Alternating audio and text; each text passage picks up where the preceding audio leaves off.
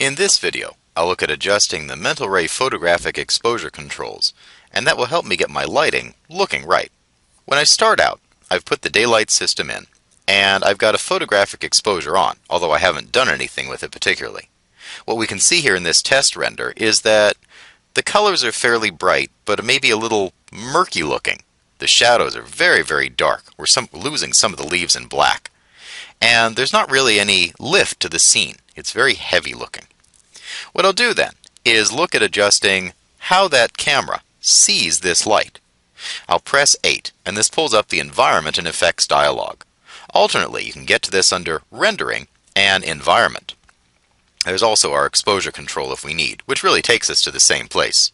What I can do here then is render a preview and see interactively how this works, albeit at a small scale. I can process the environment if I'd like and see my whole image. It doesn't give me quite a true read, as there's a blue sky evident in the render that's not here in the small preview, but this will work. To start out then, our Mental Ray photographic exposure control has presets, and these give you basics for starting out.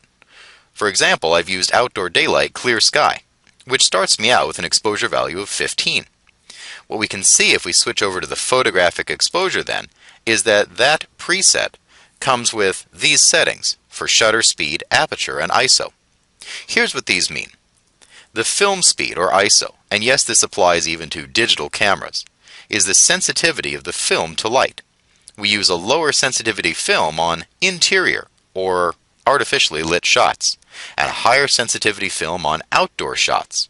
For example, I'll shoot a 100 or 200 inside, 200 on a cloudy day, and 400 on a clear day, even up to 800 depending on how bright it is. The aperture then is the size of the opening in the lens letting light in, and a higher f-stop number means a smaller opening.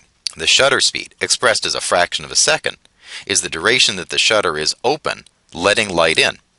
Between the three of these, we determine how much light is coming in, and for how long, and how much of it we can see.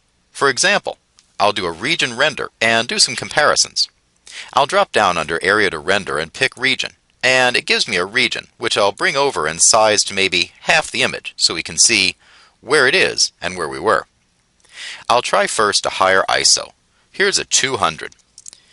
With an ISO 200, and I just saw a little brightness perk up in the background, hitting render shows me a much brighter scene.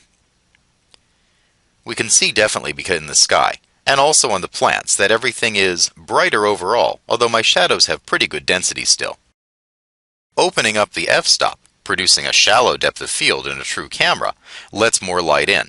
So an f4, twice the size of the opening for example, gives me a very, very bright scene. Almost blown out here, as we can see in the sky. It's neat, although not quite what I want. What I need to do is to compensate for that wider aperture with a higher shutter speed, and here's the difference. What we'll see a lot of times is photographers wanting to shoot wide open, meaning give me a shallow depth of field. We compensate for this by having a high shutter speed, giving us blurred foreground, something in focus, and a blurred background, highlighting what the photographer wants us to see. A much smaller f-stop gives us more things in focus, a deep depth of field.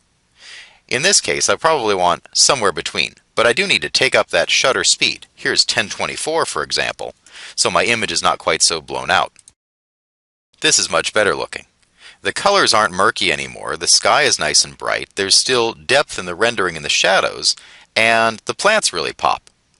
The other thing I can do here is to play with my image control, my highs, mids, and shadows. Burning the highs, for example, overexposes them. When I bring up that brightness, we can see the graph clip at the top, and in a render then, we'll see those highlights bloom. The sky is almost blown out, and the bright greens here are very, very bright. Anything that's really shiny would actually clip to white. Pushing the shadow value up increases the amount of shadow and blackness. A render now produces a wide range image. The brights are very bright, the darks are very, very dark, and the midtones are getting lost. What I can do then is alter this if I need. If I push this midtone range up, for example, I bring those mids back. Lowering down the highs reduces the burn, and bringing the shadows back down gives me a little bit more of range versus stark contrast. This is better. By upping that midtone number and bringing the shadows and highs reasonably back in, I'm starting to see the colors appear on the bottoms of the leaves, and my shadows aren't nearly as dense and heavy. We can really see in a comparison from the original when I started the scene and the new image. Everything is very nice and bright and rich in the scene. I'll probably take that aperture down just a little bit, maybe a 5.6 for example, just to make it a little bit deeper looking. My scene is looking good.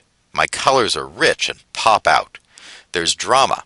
There's value difference between high, mid, and shadow. And I can see even subtle details in the shaded areas where they were really just pressing to black before.